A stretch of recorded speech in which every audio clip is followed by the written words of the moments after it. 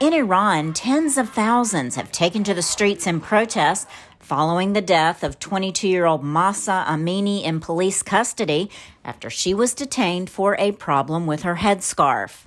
The event really struck a nerve across Iran because I think everyone in Iran could see their daughter, their wife, their sister under the same circumstances. In China, massive protests have swelled too, as well as calls for leader Xi Jinping to step aside.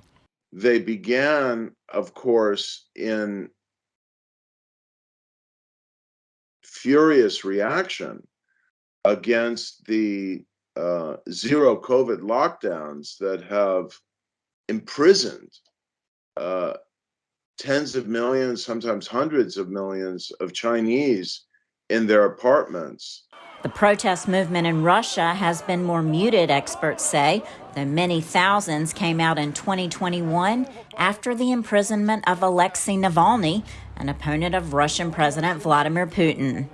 Russia's invasion of Ukraine in February also brought out protesters. There were significant protests that emerged briefly after the invasion of Ukraine, and then again later towards the end of the summer when Russia announced that it would mobilize a broader draft of people to go fight in Ukraine. Experts say that protesters in Iran, China, and Russia have won policy concessions from their authoritarian regimes, such as China's recent loosening of COVID-19 restrictions following mass public outcries. But what do protest movements need to overturn authoritarian regimes? We asked our experts. An elite split at the top could weaken Putin, they say. If they think they have a future after the boss is gone, then maybe they'll decide at some point that they'll seek to ally themselves with potential protesters in the streets. They'll make it clear that that they're not going to stand against them, and maybe that'll encourage more people to go out in the streets.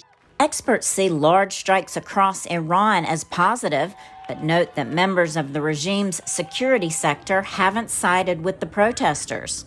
And then finally, I think that there needs to be some kind of leader of this revolution, some kind of uniting factor to what would occur after this regime would fall. And also to give, I think, elements of the regime a way out. Our experts say protesters will more likely succeed if they can take advantage of an economic crisis in a country, change their tactics, and dig in, potentially for years. And they add that protesters must be nonviolent and better at technology than the regimes that track them. There's many, many more people in a country and internationally willing to support a nonviolent movement compared to a violent one. Even without bringing down regimes, which our experts don't expect, protest movements give hope. I think the reason for hope is precisely in the message that's been delivered, that these regimes lack broad or secure and comprehensive public support. And as public support erodes, experts say, so does a regime's legitimacy. Laurel, Bowman, VOA News, Washington.